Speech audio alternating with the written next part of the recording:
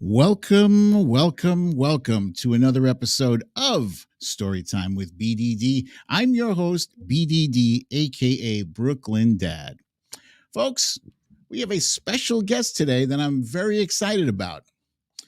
And let me push this up here. America loves a comeback story, a story of redemption. And those terms apply to my guest today, who spent a fair amount of time attached to a real creep, a crooked bum, an asshole. And what did he get for his loyalty? He got rolled under the bus and forgotten like so many others. My guest today stepped out from behind the shadow of this jackass and did what few people have had the courage or the willingness to be able to do: testify. And he paid the price. He was sentenced to 36 months in prison. But now he's out. He did his time.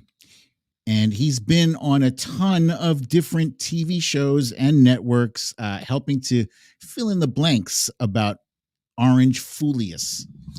He's also written not one, but two books, Disloyal and Revenge. New York Attorney General Letitia James credited Michael Cohen, who is Trump's former personal attorney, now disbarred, with handing the state a roadmap for its fraud lawsuit against Trump and his three oldest children. He even has his own top-ranked podcast called Mea Culpa, which averages millions of downloads per month.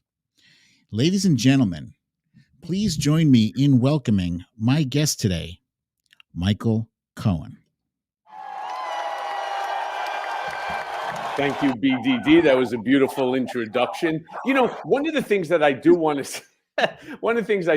say is, yeah, I did. I got railroaded by the Mandarin Mussolini, by his group there in Washington, D.C. But truth be told, I got railroaded by the Department of Justice as well. They know very, very well when they were investigating me post the Mueller report, or prior to that, as a result of the Steele dossier, that I had never been to Prague. I'd never even been to that part of the world, but yet they refused to let it go. And the FBI refused to actually come out and say, hey, look, we have done everything. We've done all our investigation. And we know that he was in Los Angeles with his son at USC, who was hopefully going to become a baseball player for the school team.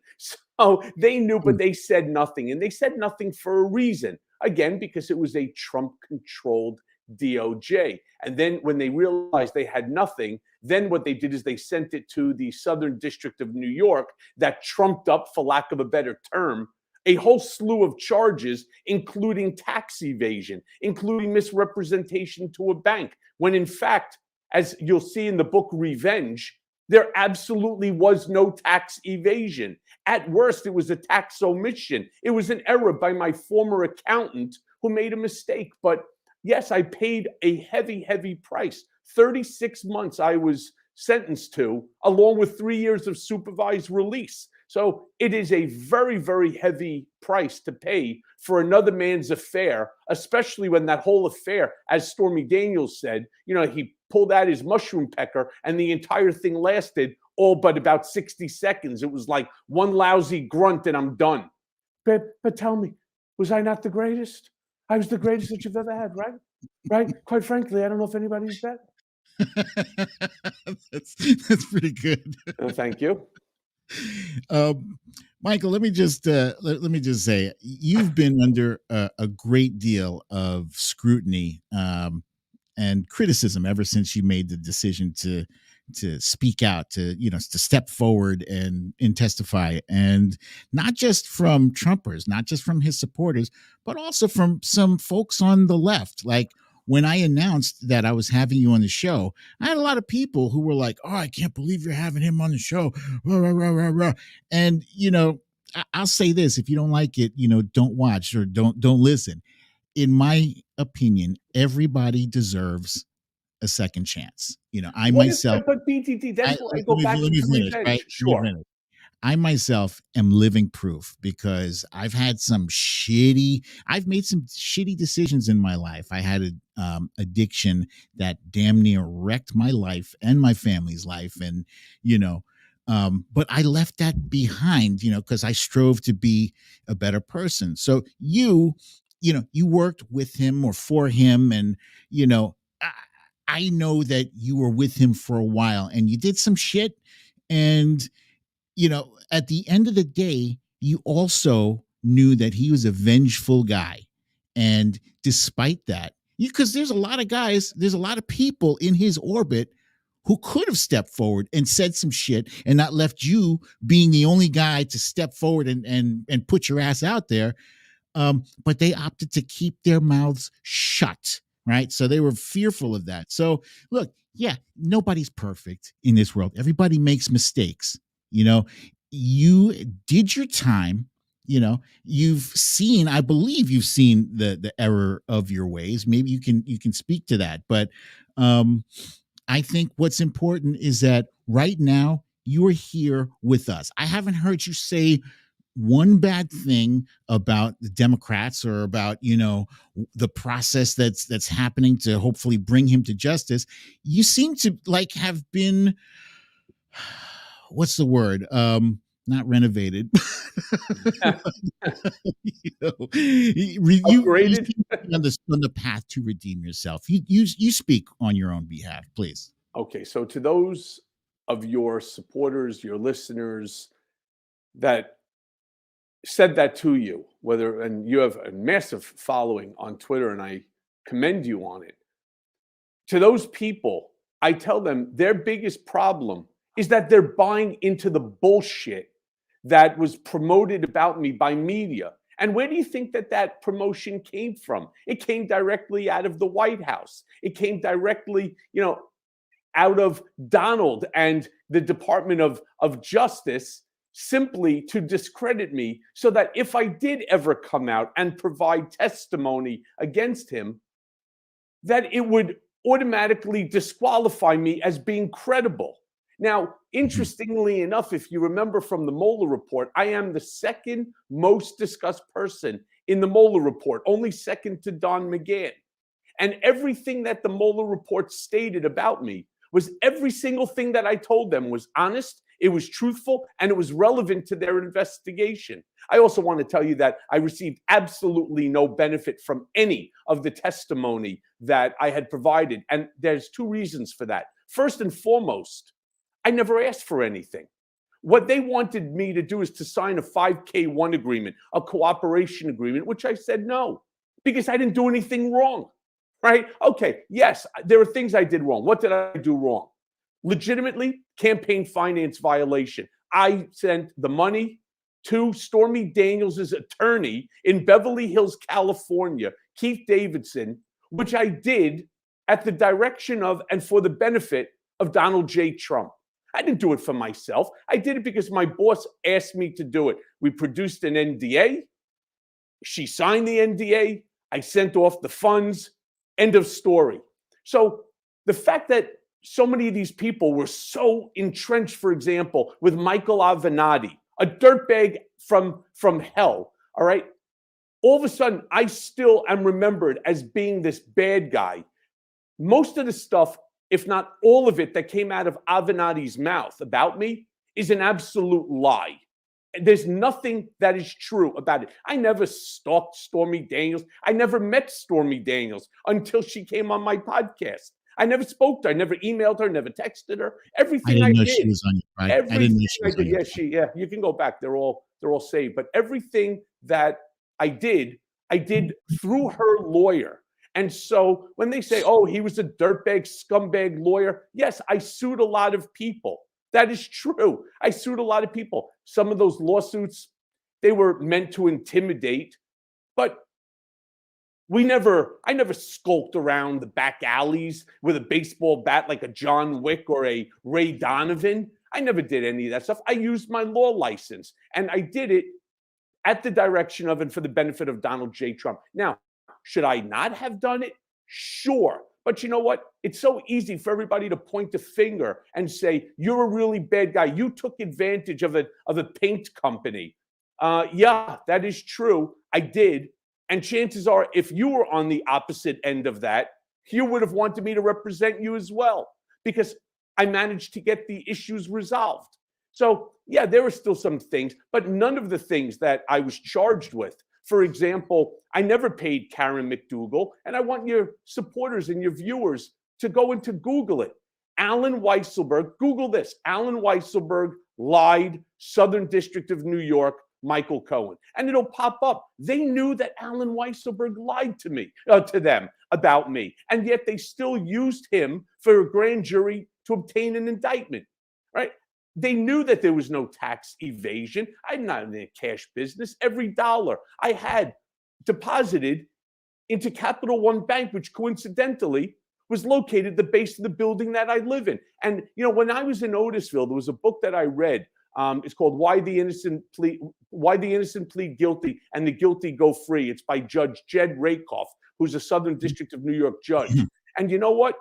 Good for him, because he sees the problems that exists in the DOJ as well as in his own building at the Southern District of New York, because of the unfair playing field that exists when you are being rammed down when they're ramming down your throat a plea deal.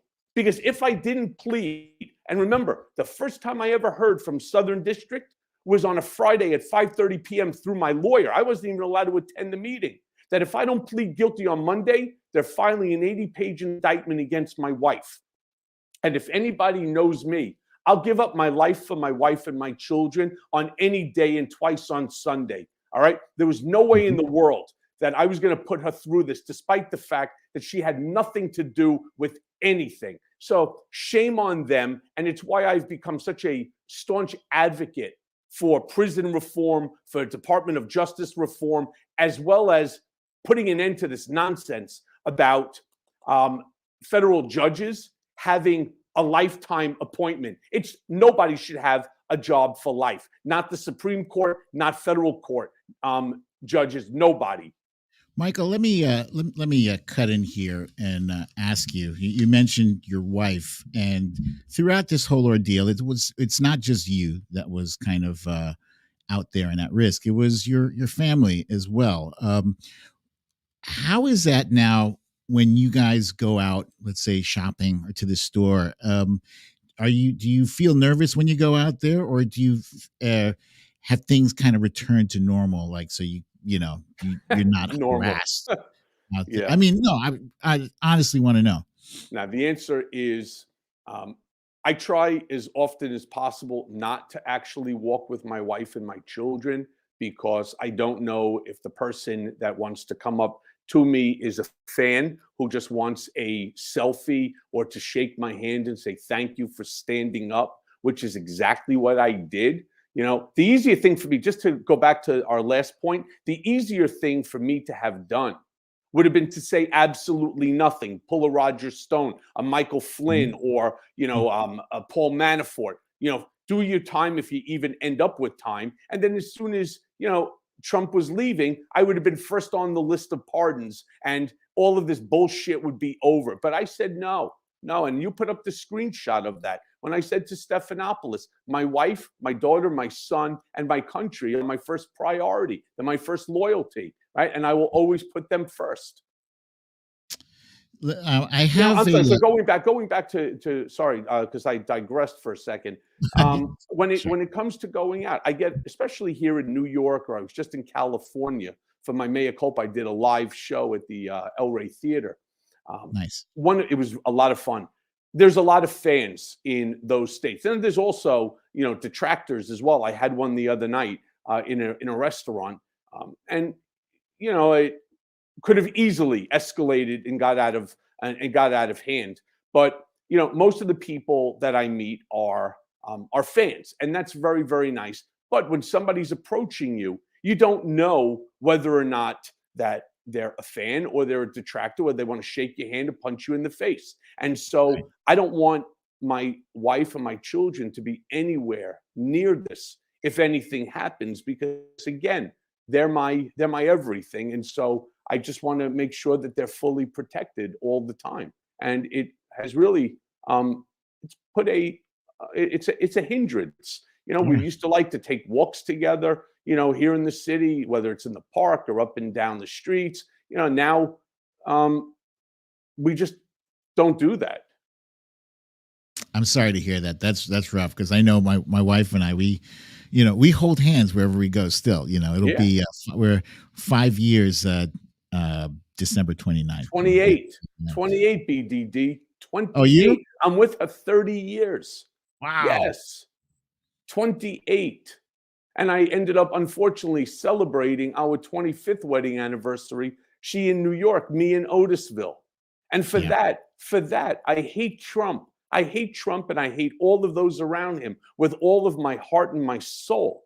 I hate them for taking away that special moment for me. And I'll tell you a funny story, which isn't really so funny, but when I knew I was going away and I knew I was going to end up missing my 25th anniversary with my wife, what I had done is I had gone over to this restaurant that we would have gone to here in the city, and it's been one of our favorite restaurants that we go to. It's very expensive, so I only go there like once a year on a very special occasion. And so I prepaid for the entire dinner, and I wanted her mother and father, and of course my 2 kids and her, so it was a table for 5. And by coincidence, you may recall a couple of years back, there was a helicopter that crashed in New York City onto a building. And by coincidence, it was the building of this restaurant. And so that got canceled too. And so, yeah, that really broke my heart. That really messed me up for a couple of days, because even in prison, I couldn't do for my wife, what I would have wanted to do, for our anniversary. And I had pre-planned everything with flowers, and it was very upsetting, again, to say the least. But Michael, I have a question from one of our regular viewers. It's Alaska Cindy, and there's a preface to this too. She writes here, like many people, I had you pegged as a ruthless criminal, but watching you testify, I believed every word. And I respect you owning your responsibility and doing your time. Here's the question. My question is, without this legal jeopardy, would you have left the dark side, or would you have stayed on the ride to this bitter end? Okay, so let me answer her question first, and just go into that comment about a ruthless criminal. What jeopardy is she You referring? should know she didn't mean that in an insulting way. That was her. Well, I understand that was her belief. And my question that I would ask her is, where did you come up with that belief? Because you listened to all the bullshit, all of the lies that were being promoted against me. And where do you think that those lies were coming from? They were coming from the White House. They were coming from Jared and from Don and from the whole group of them. From Donald and anybody that he can get to help to promote these negative things about me. Criminal. Let me be very clear with everybody. In my entire life, I have one speeding ticket. 1985, I was heading back to college, and while driving through New Jersey, I was going about 13 miles an hour over the speed limit. I don't even have a parking ticket. I've never had to brush in with the law. I mean, where am I a ruthless criminal? Oh my God, you sued people. You yelled at a reporter once who was wanting to make an allegation that Donald raped Ivana in 1991, which wasn't true. And so, okay, I lost my temper, right? Because I'm the only one out there that loses their temper and, says things, which I apologize for the way I expressed myself, but he was accusing somebody of rape. I don't give a shit if it's Donald or if it's Donald Duck. It makes no difference. It's an abhorrent act. And I despise anyone, right, who would force themselves onto somebody else. And so I lost my shit. Okay, I owned it, but that doesn't make me into a ruthless criminal. And as far as the jeopardy, I'm not even sure what she's talking about. I received zero benefit for over 700 plus hours of testimony before 8 different congressional groups, before the district attorney of New York, before the attorney general of New York. I received not 1 minute, not 1 second off of my sentence, nothing, zero. So I did it because I saw the writing on the wall. I saw what Donald was doing. And again, it goes right back to the statement. I was never going to allow myself to be remembered in history as the villain of Donald's story. And he is the villain of the story. And I will fight for the rest of my life to ensure that people like this young lady from Alaska, that it's ingrained into their head. And that's the reason I wrote the book Revenge. So I would implore her and any, again, of your followers, listeners, I would implore them to read the book and understand just how much more I did than what they even know in order to ensure that American democracy continues. Okay, let's talk about the book. This is your second one. The first one was Disloyal. And this one is called Revenge, available wherever you can get your books, Amazon or whatever. And Revenge is the story of what can happen, correct me if I'm wrong, is what can happen to you and what did happen to you when a president who believes that he is above the law decides to go after his critics. Is that Sure. fair? Yeah, it's close. If you look even just at the title, Revenge, how Donald Trump weaponized the United States Department of Justice against his critics. One of the things that I do is that I forensically dissect the entire case that was done to me. And I end the book that this could happen to you. And the way that I bring you through the entire story using myself as the example. First and foremost, there are two ways to which autocracies are created. The first is they stifle your First Amendment free speech rights. Now, we saw that going back to World War II, to the Third Reich, or we see what's going on in Russia, or we see what's going on in North Korea with state-sponsored media, that it has to fall in line with exactly what they want. All right. That's the first thing that they do. They stop you from speaking. The second thing they do is they bring out the military. They bring the military to their side. Well, Donald wasn't successful in doing that because he knew that wouldn't work. So what did he do? He created a paramilitary group. And that's exactly what you saw on January 6th. These wackadoodles with bear spray guns, zip ties, steel pipes, all wearing, paramilitary gear, holding MAGA flags, Trump 2020 flags, wearing the MAGA hats, and etc. What he had there, which is why he refused to let anybody stop them, is he had his paramilitary group. Now, he failed, but that's not the issue. The issue is whoever comes in next, whether it is Donald or a Donald Trump 2.0, they now have a playbook for what failed. And if you were a football coach or a coach of any sport, you go back to the drawing board and you try to figure out what went wrong here and what tweaks do I need to make to that play in order to ensure success the next time around. And this book goes into great detail, but not detail of me saying it, because again, like when I testified before the House Oversight Committee, I stated emphatically to all of them, Republican and Democrat alike, I know you're going to question me. You're going to question my integrity. So what I've decided to do is I'm going to make certain statements, but every single statement that I make, I will have backed up by documentary evidence. And that's exactly what I did. I backed every single thing up with documentary evidence. And that's the documentary evidence that the New York AG was referring to, that the district attorney brought the Trump organization to criminal prosecution last week on, as well as Alan Weisselberg and a whole slew of other open issues right now. The crazy thing, in my opinion, about that whole thing, about despite all the evidence you had that should have exonerated you, they threw you in there anyway. They just basically ignored that evidence, and that's fucked up. They didn't only ignore it, BDD, they did worse.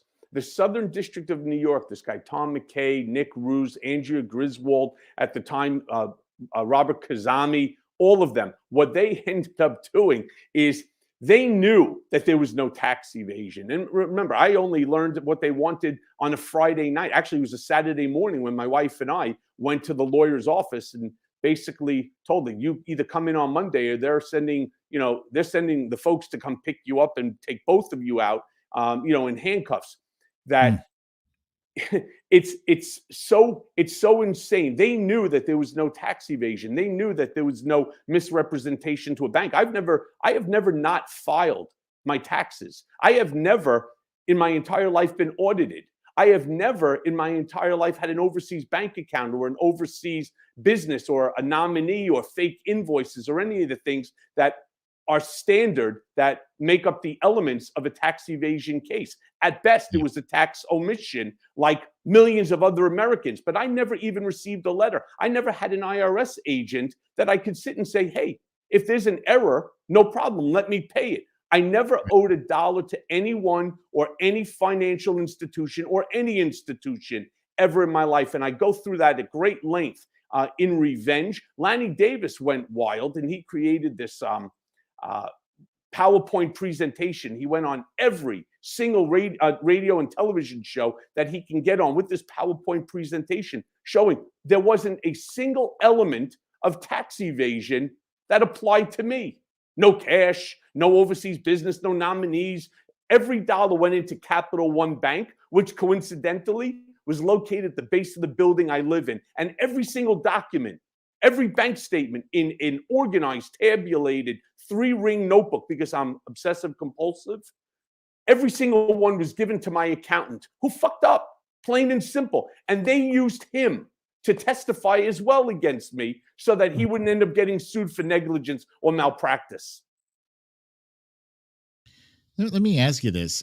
You've had the benefit of looking at Trump's administration and his Department of Justice and how he wielded it like a weapon.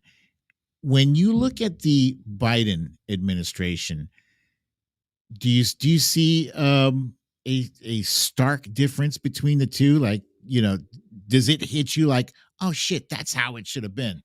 Yeah. So the difference between the Trump administration and the Biden administration can only be compared to the same difference between day and night.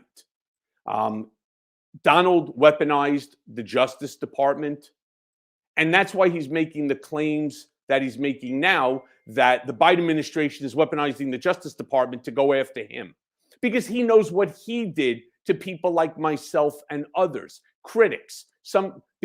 Donald wants a benefit, and he will use, it's called deflection, which he's great at, the art of deflection. He will blame somebody else, and it's always somebody else. Now, then he weaponized the DOJ through this willing and complicit, dirtbag, Bill Barr, who is, again, day and night contrast to someone like Merrick Garland, who is, I think we will all acknowledge, slower than molasses than in bringing justice. You posted something before about Donald Trump. It was a Donald Trump tweet, one of his posts about me, that I should go to prison for a very long period of time. Yeah, that one. For no prison time, right? That I should go away for a long prison term and so on. I already got a reduced deal for myself. That is a lie. All right. I got nothing, zero as a benefit, zero. One of the reasons that he was doing that is he thought that he would be able to convince the judge, who happened to have been a Republican appointee, a guy by the name of William H. Pauley III, another dirtbag, that he would be able to convince him to throw the book at me onto it, despite the fact my only true crime was what I had done at his direction and for his benefit, and that's the Stormy Daniels payment. So Merrick Garland, on that tweet alone, or like what Matt Gaetz did to me, that's another guy who I just don't understand what's going on, why he's not in prison already for the underage sex trafficking. But Matt Gaetz, along with Trump and so on, they started tweeting at me the night before my House Oversight Committee hearing. And that is plain and simple, in the eyes of the law, that is both obstruction of justice and witness tampering. Now, Yep. something that I say all the time is that Donald has only a handful of plays. And I explained this to Congress. I explained it to the DA, to the AG. His playbook is always recirculated, meaning obstruction of justice and witness tampering. What did we just learn the other day? That this guy, and I forget what his name is, like Panamino or something like that, a lawyer for Hope Hicks, who was given to her by Donald, instructed her not to comply and not to answer truthfully to questions that she was going to be asked about Donald. That is witness tampering and obstruction of justice. And I could probably name off the top of my head a dozen of exactly these same scenarios where Trump intercedes in order to prevent a legitimate either subpoena or request for investigation by Congress or by the courts. And it's a real problem, including like what we saw from Alan Weisselberg, who's falling on the sword for Donald only because they gave him a sweetheart deal. 100 days? The fuck out of here. What are you talking? 100 days. The guy is a serial criminal with Donald. Everything that Donald did, Alan was participant of, because the two of them, as we used to call them in the office, was Heckle and Jekyll. Let me ask you this. We got another question from another viewer. This is from Kirsten Allison. She wants to know, did Trump pay off other women besides Stormy Daniels and Karen McDougal? And did he ever pay for an abortion? Okay, so let me start with this one. The only payment that Donald was involved with that I am aware of is the repayment of me for the money that I expended, the $130,000, to Stormy Daniels through her attorney, Keith Davidson. All right, that is it. The $150,000, which I pled guilty to, I was forced to. Remember, my allocution was no different than a hostage video, right? You have a gun to somebody's head. I promise you, you could get them to say whatever you want. And then if you care about your significant other and they have a gun to that person's head, you're willing to go even further than if the gun is to your head. All right. So I pled guilty to Karen McDougal. The only thing I did with regarding Karen McDougal is look over the documents that were done and prepared by National Enquirer, David Pecker, and AMI to ensure that Donald was protected in the event that David Pecker would end up leaving the National Enquirer, because they were considering him as editor-in-chief of Time Magazine or Time Incorporated. Other than that, I am absolutely 100% unaware of any payments to any other females. And as far as abortions, the answer is no. I was never involved in anything with that. I am not aware of any abortions that Donald paid for or was involved with. Okay. You know, it's interesting that question, because it's a great question, Kirsten, and I thank you for it. And I've said the same answer many, many times. But you'll also recall during my House Oversight Committee hearing, they want to attack my credibility. It's funny that the Republicans only attack my credibility when it's negative towards Donald, right? Think about, I could easily say, hey, I don't know. For all I know, Donald had paid off other women. Yeah, he used to always talk about women, right? I could easily do that, but I didn't. And for that, even Republicans turned around and said, well, he was truthful in his House Oversight Committee testimony when he said that there are no P tapes that he's aware of, that he doesn't believe that it happened. And I also testified that I don't believe, and I'm pretty certain of it, that Donald never beat up Melania in an elevator that they claimed that there were tapes of. You know why I was truthful, but everything else that's negative against Donald, right? Then I'm a freaking liar. Yeah, I don't think that at all. I think, you've already, like I said in the beginning, you've done your time. There's no reason. There's no reason for you to. Right, but I did time that I shouldn't have done. That's the point. And what revenge is really all about, I don't ever want to see. I'm trying to become an activist, whether it's my Mea Culpa podcast movement, revenge. I'm trying to become an activist. And you see a lot of this when, unfortunately, we have this crazy scenarios going on with gun violence, and you see these parents, and siblings and relatives of fallen people to this nonsensical, refusal to institute gun reform. They become activists because they don't ever want to see anyone else suffer with the same issues and the same hurt and the same broken heart and the torn soul that they are going through. And I feel the same way. Yes, I did this. I did 51 days of solitary confinement on top of 13 months incarcerated. For what? For another guy getting his rocks off with a porn star? Seriously? And people want to then castigate me? What kind of nonsense is this? And so I will fight for the rest of my life until we get proper prison reform, we get proper Department of Justice measures that will prevent anybody else. Because if, God forbid, and I say this a million times, if, God forbid, Donald Trump or a Donald Trump 2.0 retakes the White House, rest assured, people like you, people like, folks anyone on CNN, MSNBC, reporters, journalists, whoever, they will be the next set of people that he will do it to, or that the other person, the Donald Trump 2.0, will do it to, because he has now figured out a game plan in order, again, to destroy our democracy, to tear up our Constitution, which he thinks is fair and reasonable, to put him back into power.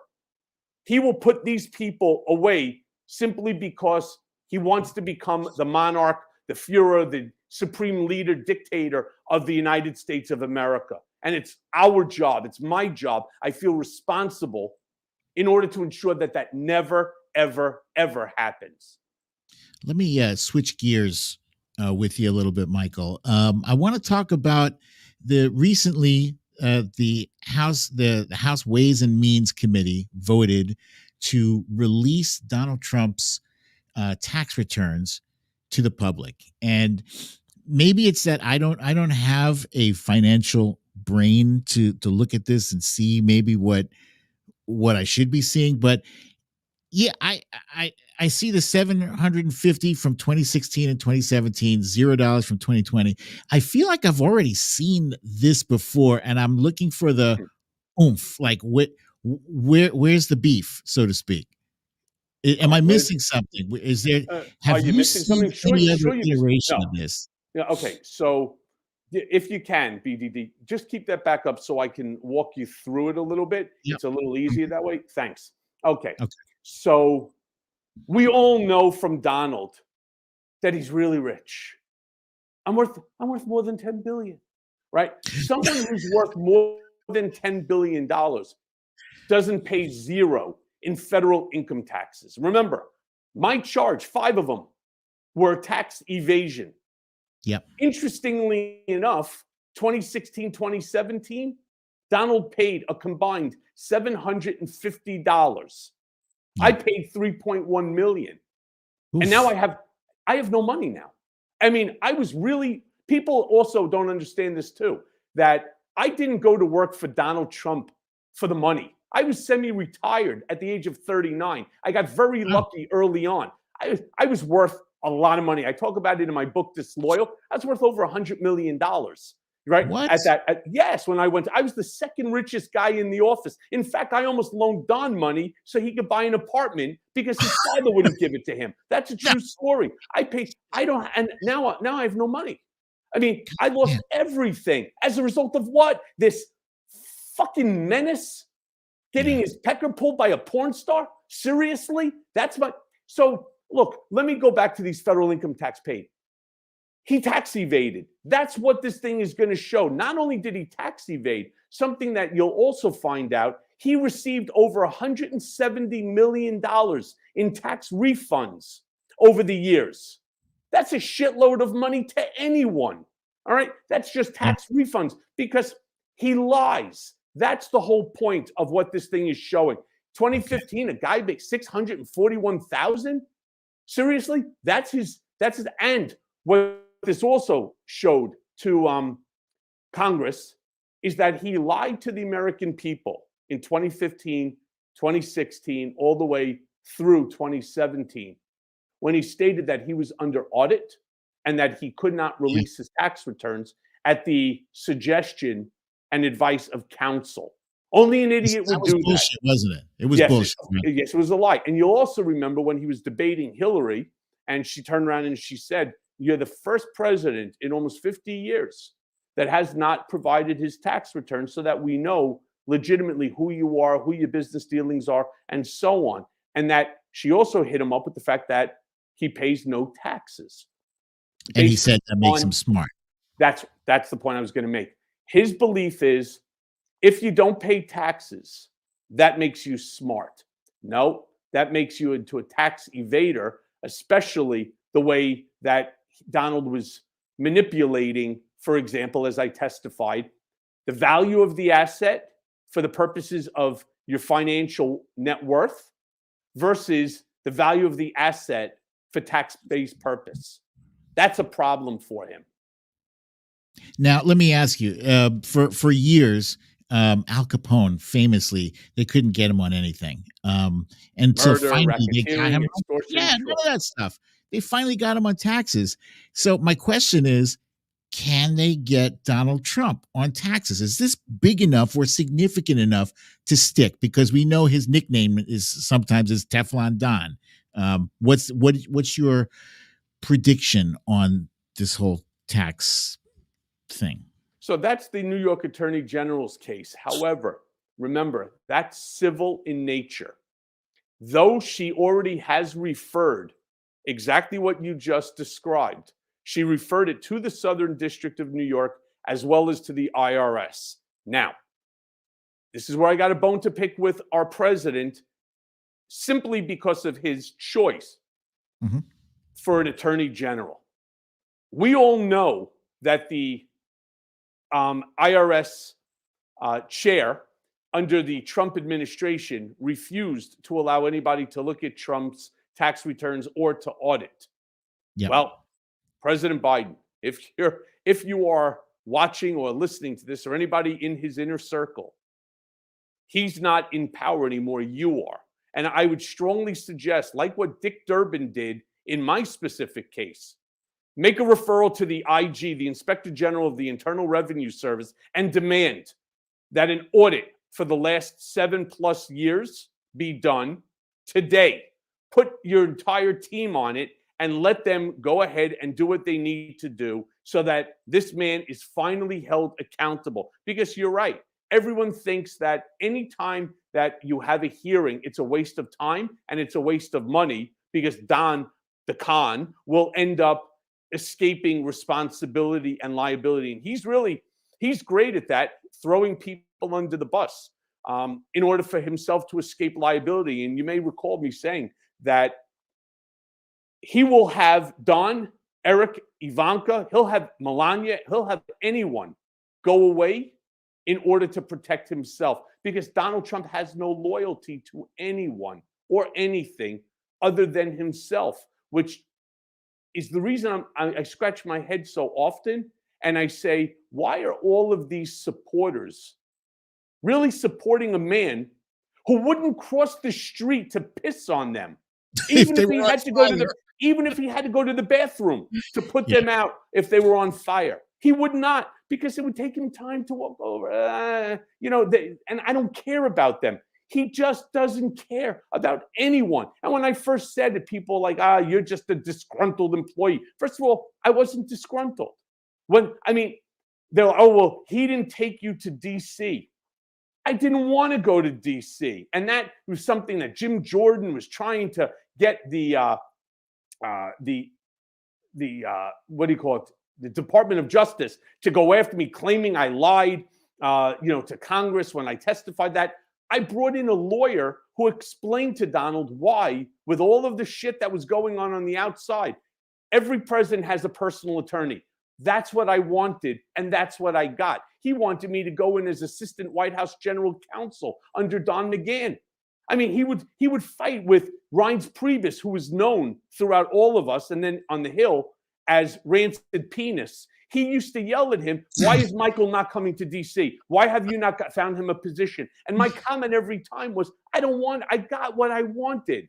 So again, it's all about the misinformation and the disinformation and the lies and where it came from and the way it was promoted and how my lawyer kept telling me, "You're not allowed to speak, don't talk to the press, don't do anything." So all I did is receive incoming. And it wasn't just incoming from the Republicans, from Donald and from the White House and the DOJ and everything. It was coming from Democrats as well.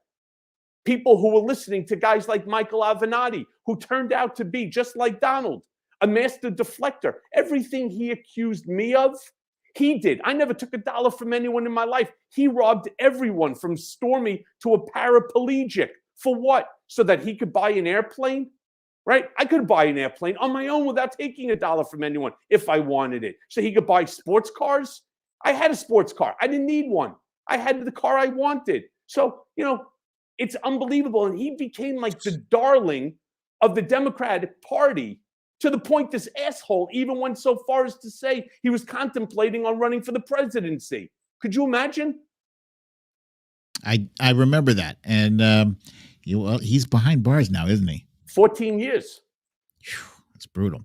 Let me switch gears with you. I want to jump on over to the NFTs, because last week, Donald Trump announced that he had a major announcement, and there was speculation. Was it going to be, was he going to announce his running mate for 2024? Because he's already stupidly announced that he was running so damn early. Was he going to announce that he's running for Speaker of the House? People wondered. And then it came out that his big announcement was this thing, these digital trading cards. And it was received like, he was ridiculed. These were some ridiculous looking cards. It's his ego all over the place. But then, I mean, he does look like he's in good shape in each and every one of those, doesn't he? Yeah. I mean, because let's not forget, he is the healthiest and the most physically fit president, maybe since George Washington. Yeah. He came out with the cheesiest video you could possibly put out with this, corny music. Anyway, long story short, he sold out. He sold out of these digital cards the next day, which I don't know if that's true. That has never been verified. It's only been put out there by the Trump camp. And one of the things that I said when I was on, just to answer this quick part for a second, one of the things that I had said to, again, Katie Fang, and I said it to Nicole Wallace as well on MSNBC, we really do need to know whether or not he did sell it out, and we do need to know who actually bought them, because it's an easy way for foreigners to launder money to him, which is technically untraceable at this point in time. That was my next question. I wanted to know, was this like a legitimate fundraising operation, or was it a money laundering thing? Look, I wouldn't know that. I'm not on the inside to tell you the answer to that. But care about right now. We want your gut, because right now you are the guy who spent a great deal of time with Donald Trump. You know how he thinks, right? Yeah. So let me give you the scenario then on this. I'll make you laugh a little bit, because this was not Donald's idea. This was somebody else's idea, who then, got Donald's ear, told him he can make, $4.5 million onto it. Donald said, "Oh yeah, what do I have to?" No, like what Melania did, these NFTs, right? These non-fungible tokens. We're going to do great ones of you. The funniest part about all of it is where he said that these pictures depict different parts of his life and his career. Now, look, like you said, I mean, I know Donald now 15 years, 15, right? A decade and a half. I can assure you, Donald has never been an astronaut, all right? And Donald has never been a cowboy. I mean, it looks so real, though. Oh, Yeah, wait. well, that's just Donald bot. That's the fake bots that are out there. But he has multiple problems now with these NFTs. The first problem that he has. Oh, let me just go back to answering, because we with our silliness we digress a little bit. Yeah. Somebody got to his ear and told him, and he said, okay.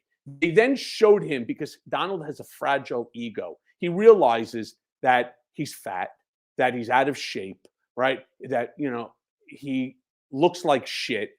And so what do? They pump him up with these 4 or 5 different trading cards in various different, get-ups. Meaning, right? You have the Superman one, or the superhero one, the cowboy one. And that's not from Yellowstone. That's from Jellostone Ranch. Anyway, right? And he likes the way he looks in them, and so he said, "Yeah, this is a great idea," et cetera, et cetera, et cetera. He's got a lot of problems with this now. First, because of what we were talking about, which is where the money truly come from. Is it overseas money that's designed to basically just feed his pocket as a way of money laundering? He could continue to do it again. If you know anything about NFTs, he could resell those NFTs, or the people who bought them, assuming it was bought, let's say, by one individual, that person can sell them to another individual that might be in his group. Donald then gets a residual on that as well. He gets an additional 5% on that. And who knows how this whole thing is really going to money launder, and to get money or cash into his hand. Now, why I say that he's in trouble. And this is, again, the problem. He's surrounded himself with some of the stupidest people on the planet. And those that remain are truly the dumbest of the dumb. So why is he in trouble with these NFTs? Well, first and foremost, the pictures themselves, minus his head, are all stolen. It's somebody else's artwork. And as a result of that, you just cannot use that artwork without licensing it. So we had exactly the same situation take place in 2015, 2016. Corey Lewandowski screwed this one up. They did some sort of a poster, and it had an American bald eagle on it. And obviously, they just used it. They took it from clip art and they used it. Well, you can't just do that. You have to license it from its true owner, the photographer. And as a result, that guy sued them. And they had to pay a lot of money on the usage of that American bald eagle photo. I could only imagine with the 5 cards now, you are behind the 8 ball, as Donald always is. He'll be behind the 8 ball to each and every one of the individuals that owns that art. And I recommend each and every one of them sue him too. They should do it. You see, that's what I used to do for Donald, which is what made me into the bad guy, according to so many people. Oh my God, you bully people. Well, if it was Donald's clip art and he was entitled to what he was entitled to, well, all right, yeah, I probably would have brought the lawsuit.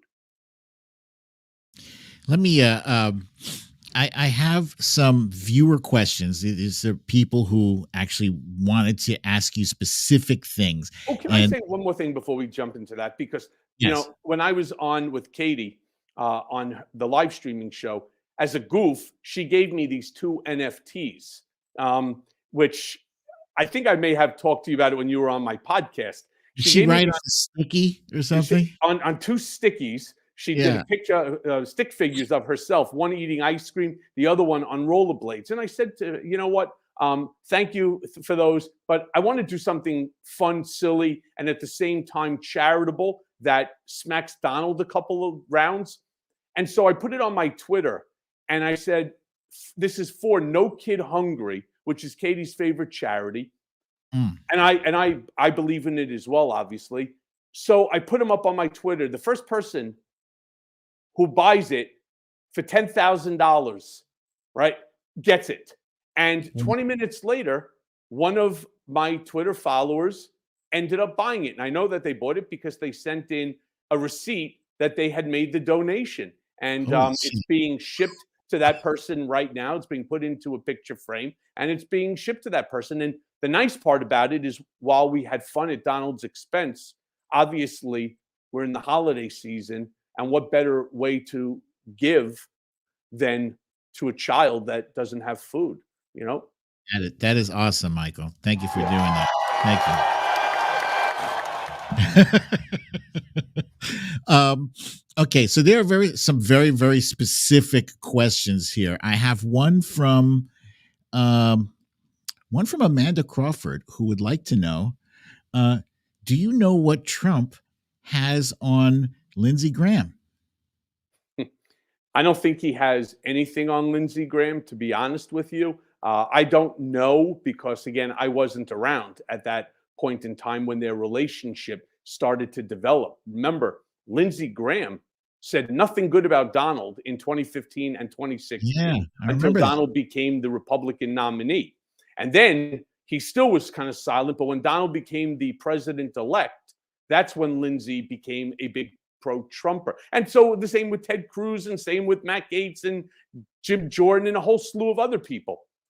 What I believe is that they all look at Donald as an idiot and that they could end up being the puppet master. They're all doing it for their own benefit. And this is a problem, not just here in America, but around the world. When you start to see your political leaders more interested in their own benefit, Donald's case and in obviously Lindsey's case and many others, it's all about about power and financial benefit, that their financial benefit, again, for lack of a better word, trumps what's, for the benefit of the American people. And that's a real problem. And that's why I believe that Lindsey Graham is on Trump's side, as many others are as well. Just so that they can position themselves as his puppet master? Yes, because they believe that they could financially benefit from the relationship with Donald. And that makes sense. Yeah. There's no doubt in my mind that that's what this is all about. Well, speaking of puppet master, Special K here wants to know, does Trump have dirt on the GOP in general? And does Putin have dirt on Trump? So, look, remember, let me start with the second one. Because I'll go in order for Special K. Isn't that a drug, by the way? Oh, I know it's a cereal. I know that too, but I remember, I had to take a course. Something like, I think ketamine. I took a course. Well, and I don't do drugs. I've never done drugs. And it's funny because I had to take a course for credit hours when I was in Otisville on drugs and usage of drugs. And I remember that term, Special K, because as a kid, I liked the cereal. Anyway, so does he have dirt on the GOP? No. Donald is not a smart man. He's not like J. Edgar Hoover, who had dossiers on everyone, and he had dirt on everyone. That's how he was able to manipulate the system the way he did. What Donald does is he plays to people's innermost wishes and wants. And so, again, it all goes back to money. When I want people to understand this too, I've been a Democrat my whole life. In fact, in 87, 88, when I first really got into politics, I worked in the Capitol while I was in college for Congressman Joe Moakley, a very high-ranking Democrat. And I've always been a Democrat. Really? Yes. I was also, at one point in time, the vice chair of the RNC Finance Committee under Steve Wynn. All right. And we raised over $140 million just that year alone, which is a tremendous amount of money. And it was only 4 of us that were part of this committee. What Donald has over the GOP, Ronna Romney, McDaniel, and so many others, is that he's capable and successful in raising money. This 28-30% core group of Republicans, which probably amounts to about 30 million people, they're willing to make donations based upon his request. And so that is extremely valuable to the GOP because they all steal from that pool. Remember, it only comes around the election once every 4 years. And then you could also say potentially the midterm. So every 2 years, you basically have a job. This feeds them and feeds them well. And there's an article that I just saw today about the GOP with their private planes and Rolls Royces and so on. I mean, this is out of control. Yet these idiots, these maggots, continue to support a man who claims to be a mega billionaire when they don't have 2 cents to rub together. They're willing to send him their hard-earned money for $99 garbage for these bullshit Trump cards. Oh, Patriot friend, you could have the bronze, the silver, the gold, the platinum, the titanium, these triple black. And what does it give you? It doesn't give you shit. You walk into a Starbucks with that card, you can't even get a fucking glass of water. So, it's stupid. And he's taking as much as it's as low as like $50 to as much as $7,500 on these cards. And you get 800 of them a day. So people have to smarten up. And as it relates to Putin, I had Malcolm Nance on my podcast many times, who's he's a political genius, and he's also military. Yep. One of the things that he explained to me is how Putin sees Donald. And remember, Putin is former KGB. Putin is smart. He's devious, but he's smart at the same time. He has a full dossier on everything about Donald, from his obsessions to McDonald's and why, all the way to what time he uses the bathroom. They know everything about Donald, how much hairspray he uses, right? They know everything. And that gives Putin an advantage over Trump. And while Trump, of course, was president, it gave him an advantage over America, right? Because they did a full profile dossier. To Putin, Donald is classified as a useful idiot, all right? Yep. And that's how Putin sees him, which is, and I want people to remember this, when Donald went to Helsinki, and it was only Putin, Putin's assistant, translator, and Donald. That's against the rules. The president of the United States is never supposed to be alone with another president, especially one who is an adversary of the United States of America. And I guarantee you, some of the things that Trump was talking to Putin about is how much money Putin is really worth. Because I could see Trump wanting to get a hold of some of that money to advance the brand. Because again, and I can't say this enough to your listeners, your followers, your viewers, Donald never wanted to be president of the United States. When we started the campaign, it was a goof. It was supposed to be the greatest infomercial in the history of US politics. And those words are not mine. They came straight out of the horse's mouth. And the horse in this case, as we all know, is Donald J. Trump. Okay. I have a few more questions. I'm going to try to rocket through these as quickly as possible. And I will keep them short. This is from Cheyenne. She wants to know, aside from the former guy, Trump, and his immediate family, who do you really want to see indicted across any of the various investigations over the years? Rudy Colludi, a.k.a. Rudy Giuliani, is at the top of her list. All right, so let me tell you something very cool here, BDD. This is the young lady that bought those 2 NFTs from Katie Fanning. No! Yes, she is. All right. All right. Yes, she is. So No! Cheyenne, thank you to you on that. Yes, she is. And she is a mea culpa fan, which I appreciate, and a Twitter fan as well. So let me give you the best answer. I want all of them. I want all of them to be investigated, indicted, and incarcerated. Now, something that I say often is, I don't want to see anyone, not Donald, not Don Jr., Ivanka, Eric, Jared. I don't want to see anybody indicted because I despise them or I disagree with everything about them fundamentally. I want to see them indicted, prosecuted, and incarcerated for their illegal activities, for their dirty deeds. I believe Donald should be indicted and prosecuted. I believe Ivanka should, Jared, 100%. I believe Don Jr. should, Eric should, Lara Trump should, Kimberly Gargoyle should. I believe Rudy Colludi, drunken Giuliani should.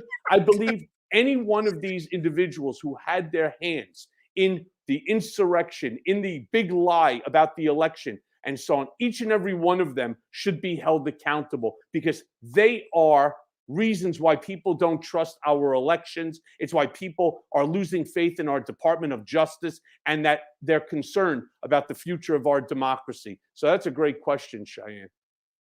Cheyenne, thank you for that question also. And I got this question here from Five Lives Left, wants to know, what is your opinion on why Merrick Garland is taking so long to go after Trump? Does Trump have dirt on Garland? Okay, so this is a really important point, and I'm glad Five Lives Left actually asked it.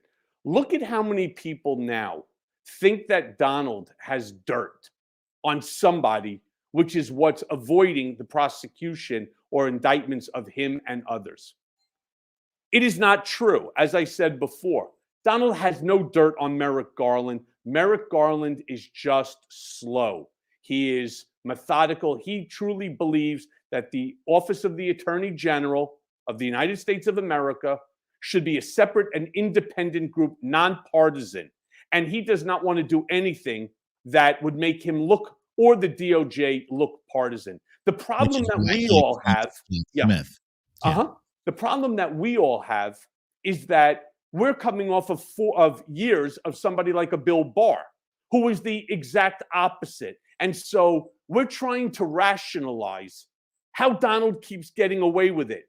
And the answer is, it's because the system is broken, and Donald is capable of taking advantage of every single aspect with his delay, his filing of lawsuits. Things ultimately either die down, or there's a change in the House, and then things ultimately change, and they inure to his benefit. Why? Going back to his stronghold over the GOP and over this 28% of the Republican Party that are diehard maggot supporters. So people are afraid to come out against him. And when you do come out against him, and I don't even meaning someone like myself or a Democrat, I'm talking about a Republican. Look at what happened to Adam Kinzinger. Look at what happened to Liz Cheney. Look at what happened to a handful of others that ended up not only losing their positions, but they lose the election and now they're done, right? So that's why he seems to be getting away with what he gets away with. It's Merrick Garland is the wrong guy. We needed somebody in between Merrick Garland and in between Bill Barr in order to do this. There is more, and I say this again, there is more than enough information to prosecute or at least to indict Donald, including, you may recall, with the New York District Attorney, when Alvin Bragg took over for Cyrus Vance. There were two incredible, and it's hard for me to even say this because I'm not a prosecutorial fan at all, Mark Pomerantz and Carrie Dunn, two of the most incredible people that I've met, both turned around and they resigned after 2 years of serious investigation into Donald at the DA's office here in New York. They both resigned in protest because Alvin Bragg refused to file these indictments. Now, allegedly, they're looking at it again in the DA's office. Who knows? Obviously, we'll all find out at the same time. Michael, that was an excellent answer. I was actually a little bit surprised that you thought that we needed somebody, that Merrick Garland was not necessarily the right guy for the job. We needed somebody kind of in between. Do you think that Jack Smith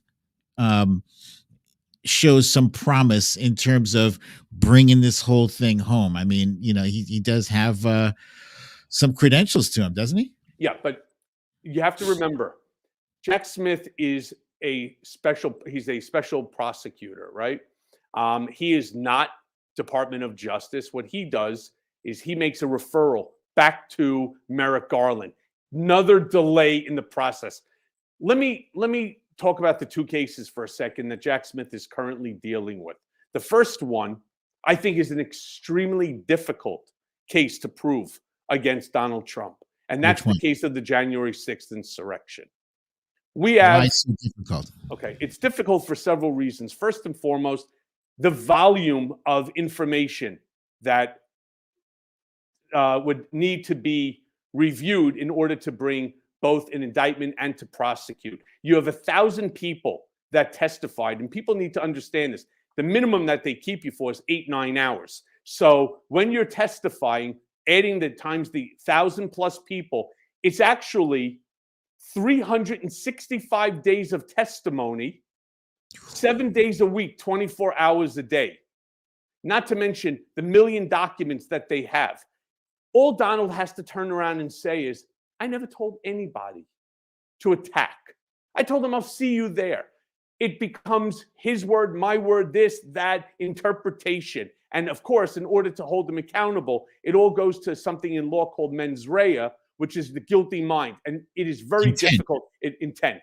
It's all about that and how they would be able to show intent. And rest assured, you'll probably find at least one maggot on that jury. Now, let's take the easier of the two, right? Take the easier of the two.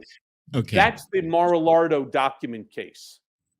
And the reason it's easy, and I call this the Al Capone theory, which you brought up. You don't have to get them for everything. Just get them for the ones that are easy to indict and to prosecute on. For a year and a half, NARA, the National Archives, and the Justice Department were in contact with Trump to get documents back that they knew he took. Now, Donald himself made the statement, because he's stupid, where he said, I took them. They're mine. And I want them back. There is no question any longer about whether he packed them or somebody else packed them, which would have been a great defense for him. That doesn't exist anymore. He then went ahead and they sent back a couple boxes of documents to NARA without expressing to them that there was more. Now, there's an inside mole, and I believe, again, it's Jared and Ivanka, and they notified the DOJ, they notified NARA, who then asked again for the return of the documents. They then claimed that there were none. Okay. Donald then, through Boris Epstein and another jerk-off lawyer over there, gets this young new attorney there, Christina Hobb, to sign a letter, an affidavit stating that there are no more documents at Mar-a-Lago or anywhere that Trump, had or took or what have you. That's a lie, and now she's in trouble for that. They figure out that there is. They get a warrant executed by a magistrate, etc. They go. They find another bunch of 1,000 documents, etc. All right, that in and of itself is a crime. Possessing even one document is a crime, let alone thousands of documents, let alone hundreds and hundreds of top secret documents. This is a crime that a first-year law student can actually, get an indictment on and certainly get, a conviction on. There's no doubt in my mind. He still continues to fight making the claims that they're his. All of a sudden, they then turn over after asked again whether there are any more. There's more documents that are in some storage facility in West Palm Beach, along with a bunch of memorabilia that he got over the years, like Mike Tyson's belt and Tom Brady's helmet and this one and, Shaquille's shoe and so on, right? It's all there in the storage unit with top secret documents. Now, I made, again, jokes on MSNBC saying, could you imagine if someone at the Trump organization forgot to make the payments on it? They forgot that they even had it. And it goes to like storage wars. And, somebody ends up buying it. And next thing you know, you got all of these great paraphernalia. But now you have locations of nuclear silos or other top secret, U.S. information. That's not a joke. And it's the reason why NARA is responsible for ensuring that every single document is retained and, and kept in storage facilities or at a presidential library that they know the whereabouts of everything. It's for national security purpose. The fact that, again, Trump doesn't give a shit about this country is indicative of the fact that they were willing to keep top secret documents in desk drawers or in storage facilities that are completely unsecure. Yeah. So what's your prediction, let's say, for not just let's put the January 6th thing to the side. I'm a little disappointed, but I hear you, and I love the amount of command that you have of the facts of these various cases is very impressive, I have to say. Like, It's very cool. I'm home a lot, so I read. When I was in Otisville during those 13 months, I loved to read as a kid. I hate reading school books. I like to read what I like to read. I ended up reading 97 books while I was there in Otisville, which was a great way of passing the time. But not just reading 97, but I also wrote the #1 New York Times bestseller, Disloyal, while I was there. So everything involved. Will he do a day in prison? All right. That's a great question. And I do believe that at the beginning of the year that Donald will be indicted for one, if not more than one crime. The prosecution, of course, is going in 2023, at the very beginning, somewhere in the month of January. I do believe that he will be indicted. One of the problems that you have is that Donald will, of course, fight. He's raised a ton of money for legal fees and so on, and he will spend it on himself. So he will drag this out as long as possible. And then there will ultimately come that day. And prior to going to trial, I believe that he will ultimately, like Weisselberg did, it's the same playbook, they will end up settling. But Donald will not do time in prison. And the reason for that, and as much as many, again, of your followers and your listeners might be upset, I can see the expression on your face. Everybody wants to see him behind bars, right? They all want to see him behind bars, myself included. Yes. But I want you to think about this from, again, a national security position. Even though he's an idiot, and even though that he's been out of the game now for 2 years, and by the time this comes to fruition, it could be 4 years or more, he still received debriefings every single day for 4 years. And there are national security secrets that he has that could potentially jeopardize all of our safety. And I'm more concerned about the safety of Americans than I am about Donald actually being behind bars. What I do think that they will do, are you saying because of his unique possession of national security secrets, that's why he won't do any time in prison? Correct, because Donald will end up selling that information that he has in his head for a bag of tuna or for a bunch of stamps. It's which of course is currency, big currency in prisons and jails. He would do that. I promise you, knowing him as well as I do, he would do that and wouldn't think twice about it. One of the things I think will happen, though, is that he will end up in a very, very strict home confinement scenario. Not at Mar-a-Lago, where people are going to be around. He could walk around and pretend that he's the president, having people stand up and cheer for him when he walks in to go get a hamburger. No. He'll be in a property. It could be across the street from Mar-a-Lago. He has a house that's there. But it will be very, very strict. There'll be no movement. People cannot just come and go. His phone calls will be monitored. He'll have it easier than, for example, people like myself or others that are away from our families and so on. But it will be a very strict form of home confinement. And for that, I would be more than satisfied. Okay, wow.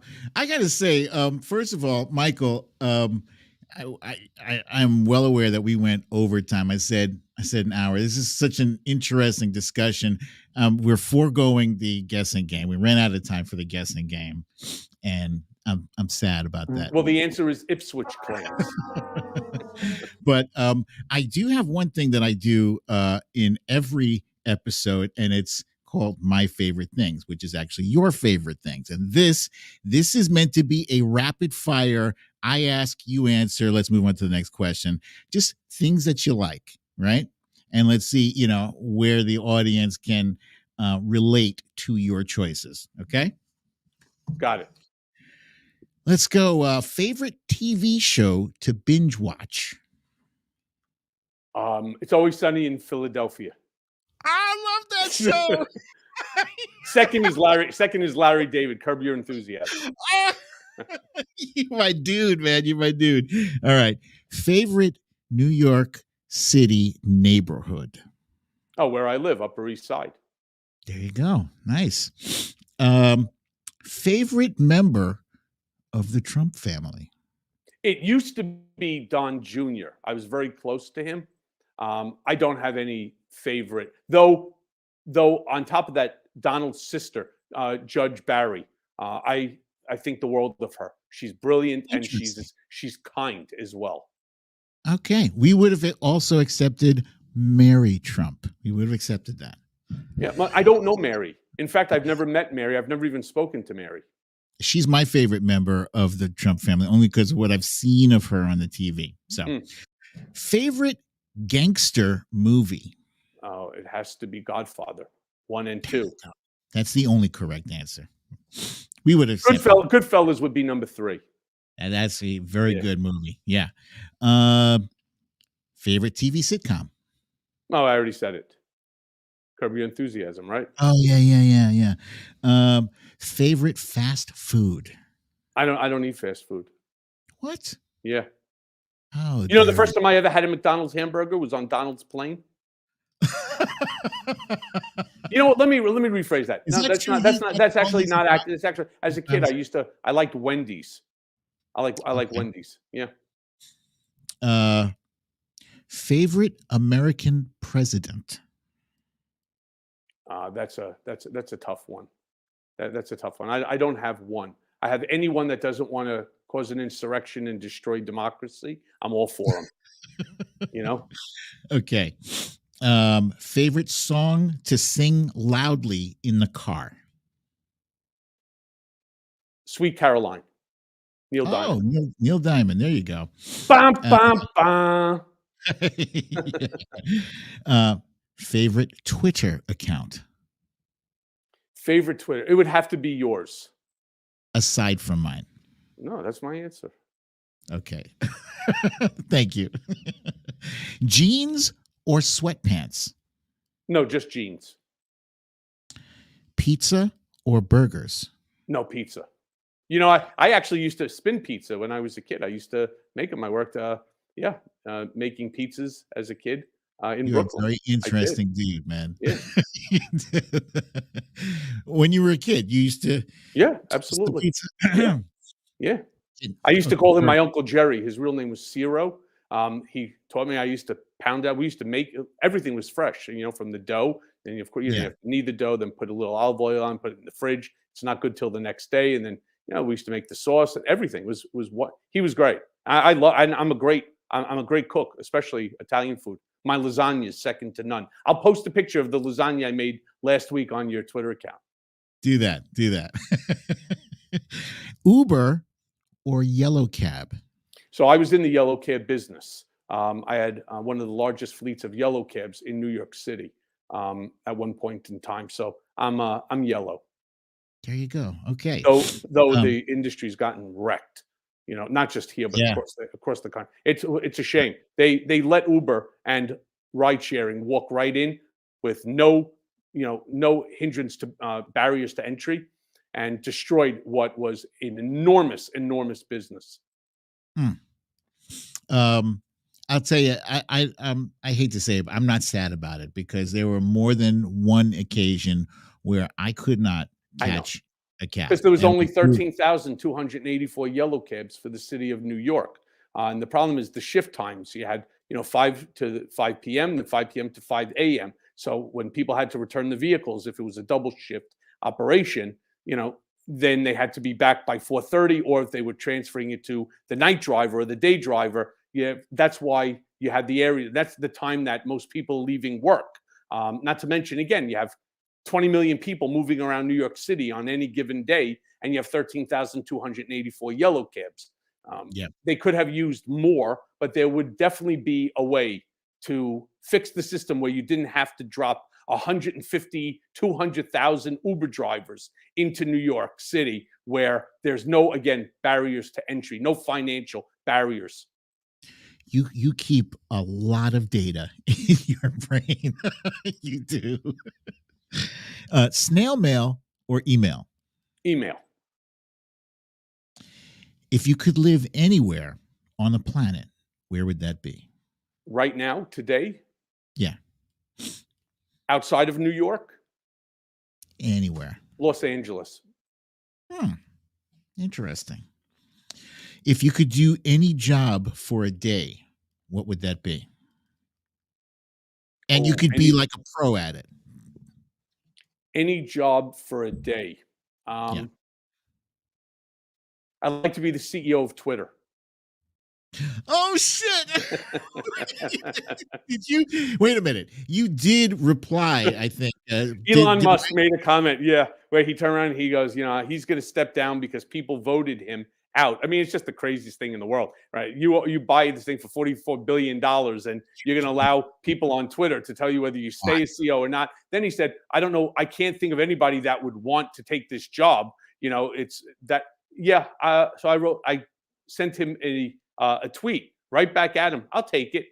The first thing I would do is rehire the people that they fired. And the next thing I would do is get rid of all the bots and the bot farms, the misinformation, disinformation, and malinformation that somebody could create the algorithm very easily and as well do a two-party authentication to ensure that you're real. And that way you can have a real conversation with someone who's real, not somebody that's just designed in order to change the conversation. So, yeah, I'd like to be the CEO of Twitter. Has he replied? No. I want to hear about this. I mean, I would give you the job. You sound like you got a good head on your shoulders and you care. You give a damn about what happens to Twitter. And it's a damn shame. I'm sorry. This guy, a great platform. $44 billion. There, let's continue. Any particular charities or foundations or organizations that are close to your heart or that you support? Yeah. So, for example, we just supported with Katie Fang, No Kid Hungry is one. St. Jude Children's Hospital is another. There's, I forget the name. I'm blanking on the name of it, but I had donated to them as well. It's Ben Stiller's favorite charity. I happen to know Ben, and he's also been on the podcast. He played you on Saturday Night Live. Yeah. It's really funny because, he was like, oh my God, I can't, I shouldn't, I should have asked. And I said, why? It was hysterical. And he did a relatively good job. He played me better than I could play him. He's a funny guy. Michael, thank you so much for joining me on the show. It's a huge honor. And I mean, you have so much information. I could literally I could spread this out over like 5 episodes, really. So we'll do it again. We'll do it again, assuming your listeners want it. Maybe put it out there on Twitter and, we'll see if more than 50% want it. We'll do it again. And if not, then I'm in the clear. And we got Jim Rubin reminding us all, please don't forget to smash that thumbs up button, folks. I've been checking the comments throughout the show. People love this show. Cheyenne loved your CEO tweet. Yeah, thank you again. I cannot thank you enough for being here. Don't go anywhere. I want to sign off, and I want to say I'll see you on the other side. And then just one more time, to those of your listeners and followers that still see me in the worst of lights, I implore them to, you can get it in hardcover, you can get it on your Kindle, you can, if you're not a reader, you just like to listen, it's on Audible as well. I ask you to read it, and that way you know the true story, because the story that you think you know about me, you don't. And that's not my words that are coming from. These are words from former FBI agents, prosecutors, lawyers, accountants, members of Congress, et cetera, et cetera. The story you think you know about me, you don't. And Revenge lays it all out, and it lays it out for your benefit as well. Because, again, what they tried to do once, they will try to do again. Folks, there are 2 books that are available, written by Michael Cohen. The first one he wrote is Disloyal. The second one, the most recent one that is out right now, is Revenge. Both available on Amazon, barnesandnoble.com. You name it, it's there. And don't forget, if you are not already following Michael on Twitter, his Twitter is Michael Cohen 212, which is based on that was the old, it's the current area code in New York, right? That is correct. And he's got a podcast. It's a really, really engaging podcast. If you enjoyed what you saw today, make sure you download his podcast, Mea Culpa. That's wherever you get your podcasts, the Spotify or the Apple Music, et cetera, et cetera. Ladies and gentlemen, once again, Michael Cohen. Michael, I'll see you on the other side. You got it. Folks, thank you again for joining me for another episode of Storytime with BDD. I'm your host, BDD, aka Brooklyn Dad. And if you have not yet gotten your shot, what are you waiting for? Go get that shot. Also, make sure you wear a mask. Keep your social distance 6 feet or better. And thank you again for joining us. I look forward to seeing you here. Same time, same place. I love you all. Peace.